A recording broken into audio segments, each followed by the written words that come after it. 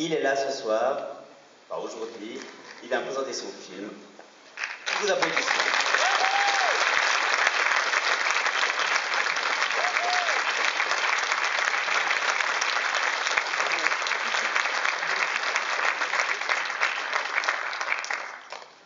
Good afternoon. It's great to be here in Neuchâtel. I'm really grateful that I've been invited here and been able to come and see your beautiful city. It is really a huge contrast being in this beautiful, sunny, lovely city compared to where I have to go to make this movie, Dyatlov Pass Incident. As you may know, it's a found footage movie. And to find this footage, we have to go to the deepest, darkest Russia. First, we shot in Moscow, and to find the creepiest, darkest location, we went to Stalin's bunker, which is 20 stories underground under Moscow. It was built to withstand a nuclear war, and you could really feel it when you were inside it. And a couple of times, the electricity went out while we were there, and we really felt like we might never make it back. As you may know, the movie is based on a very true story. 1959, 9 hikers went on a hiking trip in the mountains in Russia, and they never came back.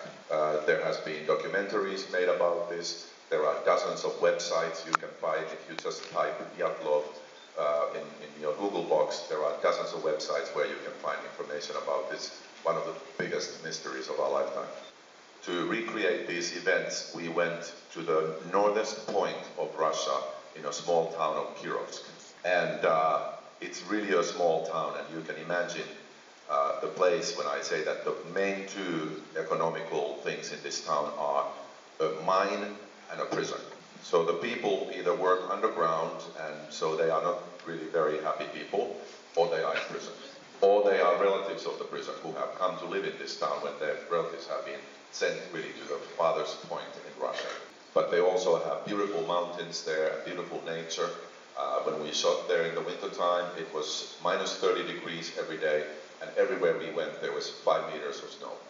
A lot of the locations we couldn't get by car or truck, but we had to take snowmobiles and skis and snowcats to get to the locations. The weather could change on a moment's notice and go from a sunny day to a snowstorm in just a few minutes. The town had 1 hotel, and my bed was about this big, and it was bright red. And so was the phone on the nightstand. There was a phone, and it was red. So I don't know when this hotel was built, but the town was really something like we had never seen before. And we were told at night, after 9 o'clock, we can't go out of the hotel.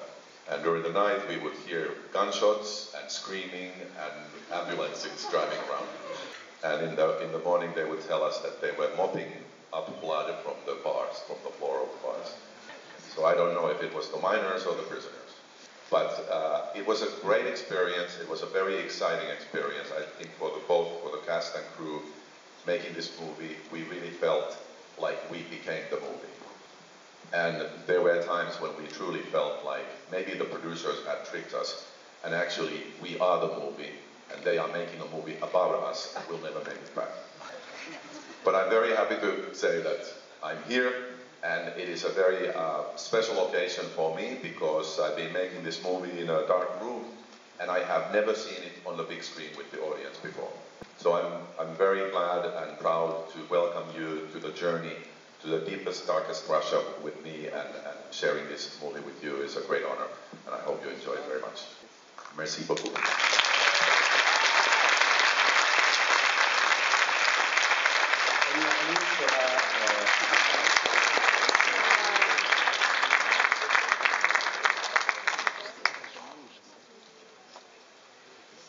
Voilà.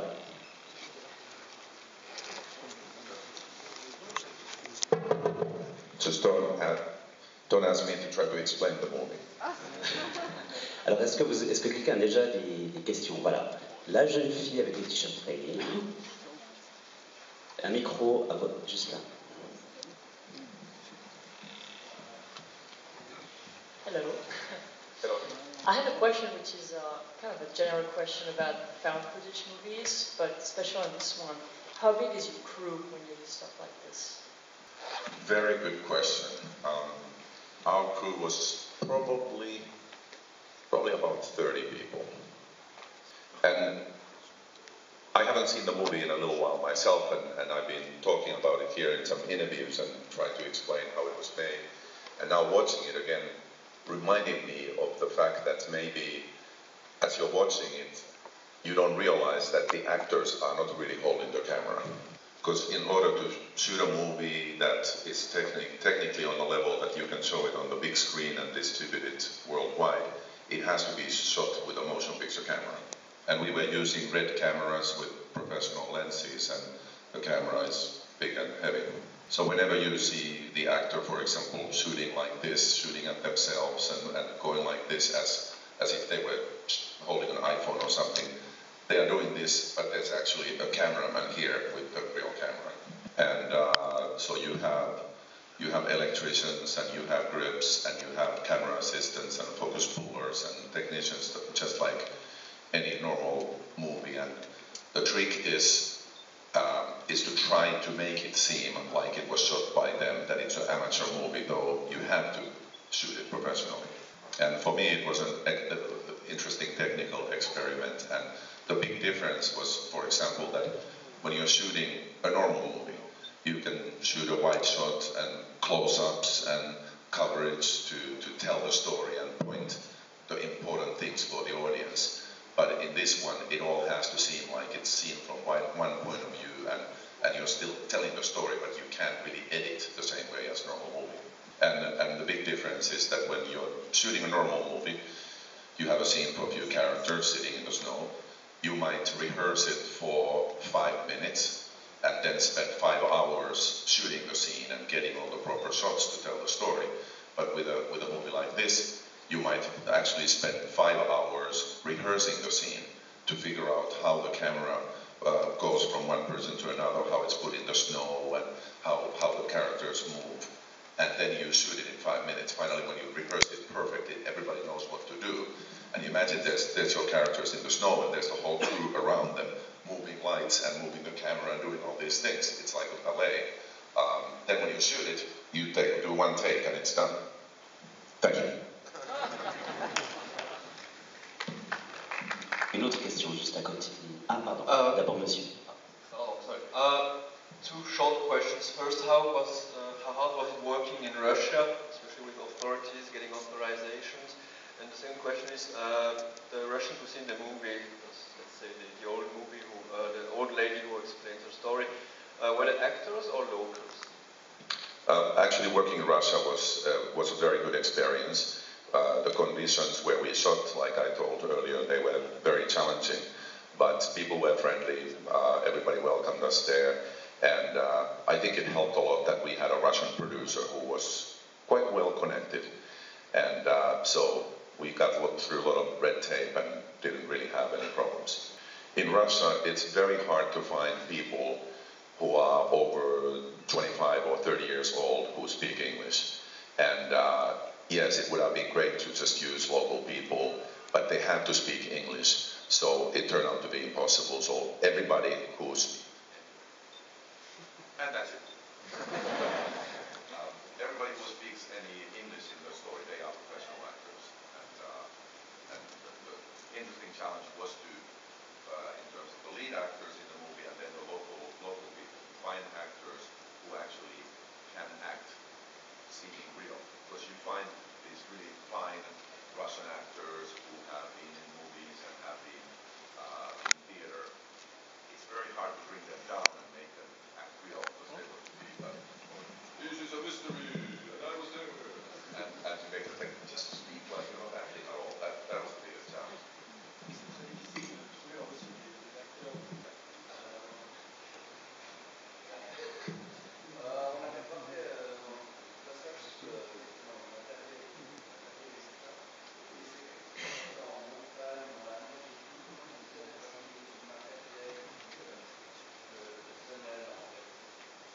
You're talking about the equipment. How did you bring all the people and equipment up into these complicated places in the middle of nowhere? That was the biggest challenge, and like I said, we were using snowmobiles and these big snow tractors, these almost like tanks, these snowcats, and really going to places where nobody's been before, and bringing the electricity there and the lights and things was a huge challenge. And for example, the avalanche sequence, everything that happens around the avalanche, it was impossible to bring the lights to the mountains. So it wasn't shot at night, so it should feel like it's night, but it was shot at twilight, which was a 20-minute period around 6 o'clock in the evening or 5:30 in the evening. For 20 minutes, it wasn't daylight, it wasn't night, you could see enough, but still feel like it's dark. And so during the day, we would shoot other scenes, and then every night for 5 days, we shot 20 minutes of the avalanche. So we would rehearse it again, very much rehearse, and then it's 5:25, and then, okay, now we start the avalanche scene, and then we shot for 20 minutes, and then it was dark. So that kind of challenges made it very interesting and very unusual. I'll give you another example of the challenges of shooting in snow, which you would probably never think of. And I learned this when I made another movie called Cliffhanger, and it was all in the snow. When you're shooting a normal movie on the street, you can rehearse a scene with the actors and say, okay, you walk to that corner and then you cross the street there and then you come back and you do this. Okay, that's right. Okay, action, you do it. Okay, pretty good. But go first there and then go there and go there and then do this. Okay, pretty good. Okay, let's shoot it. Let's do it. Okay, 1 take, 2 takes, 3 takes. Okay, done. Great. When you're in the snow, especially in a story like this, it all has to seem like it's absolutely virgin snow, like nobody's ever been here before. So if you rehearse it, then you have prints in the snow and it doesn't look beautiful and virgin anymore. So you have to sort of say like, okay, we're going to shoot the scene there, but we're going to rehearse it here. And then to explain that to the actors and to the camera and everybody else that, okay, take everything that we've done here, but put it here. It's really scary because then you're like, okay, are we really ready to do it? Because there's only one chance, because there's this great view with the mountains and everything. And it's that one chance, and if anybody messes up, or if they fall in the snow, or they forget their dialogue, or they drop their bag, or something goes wrong, then you're ruined. And that then also contributed to some of the scenes, because then some things happened. Like there are scenes where people fall down, and one of the actors' snowshoe comes off, and those are all real. And I told them, okay, when we shoot, I don't care what happens. I don't care if you get diarrhea. Just keeps going, because this is our only chance. We'll just put it in the movie. Tout au fond là-bas. So first, thanks for the movie. And I've got a question. With this kind of film footage, we never know if it's based on true events. So is it a true story? And my second question is, what kind of budget have you got for that type of film? Is it as expensive as a traditional movie? Okay, so a lot of the found footage movies are made to seem like they are real, but there's no reality at all. In this one, the Dyatlov Pass Incident is absolutely real, and you can go, you Google Dyatlov, and there's dozens of sites. You find the autopsy reports, the maps of the sites, everything. It's all real. And during the Soviet times, for 20 years, they wouldn't talk about it. It was closed down the whole area, and they never told anybody anything about it. Then after the Iron Curtain came up, Western scientists went there and tried to prove different theories about what could have happened, but they've never been able to solve what happened. And there are people who believe that it could have been aliens for real, or that it was Yeti, or that it was some local tribes people, or that it was an avalanche, or it was some kind of a military experiment, that maybe they were doing nuclear testing in the area and these young people just went to a wrong place at the wrong time and they were killed. But their injuries were so unusual that really none of these explanations really fully explain what happened. And we were very fascinated by this whole incident, so we tried to find a modern angle, how to tell this story, but with modern people and contemporary people and young people, to make it accessible and not make it just a historical documentary. And in terms of the budget, of course, this kind of movie is much, much cheaper than a conventional movie. So the crew is smaller and it's shot very fast. And so the budget, where normal movies are tens of millions of dollars, this kind of a budget is only a few $1 million. D'abord la chemise rayée. Thank you for being here. I have two questions, one very quick. The Superman line was very funny. Was it intended as a reference to Red Sun? And I had a question about the script. You said something about the ad-libs that you let in the movie. Did you have to follow the script very closely, or did it evolve during the shooting? We had a very carefully crafted screenplay because we wanted to make sure that we keep the correct information and correct points in terms of building a story, and we don't repeat things and we don't forget things. But then in the rehearsals, all the actors definitely contributed to the script and added their own personalities and thoughts to their characters. So there's definitely ad-libbing and kind of freedom of improvisation in the movie that was very fun. Une dernière question, et une question à la fois, s'il vous plaît. En fait, j'aimerais savoir comment vous avez eu l'idée justement d'incorporer dans le scénario l'histoire avec le bunker et les expériences de téléportation justement par rapport à cet endroit. So how did you get the idea to incorporate the bunker and teleportation ideas into this place in the film? Well, as we did a lot of research on this whole backstory, we realized that there were so many wild theories about what could have happened, and nobody really knows, and probably never will know what happened. We tried to come up with our take, and we said, well, we say it's teleportation. There's been a lot of government experiments, serious experiments, both in Russia and America, and probably other countries as well.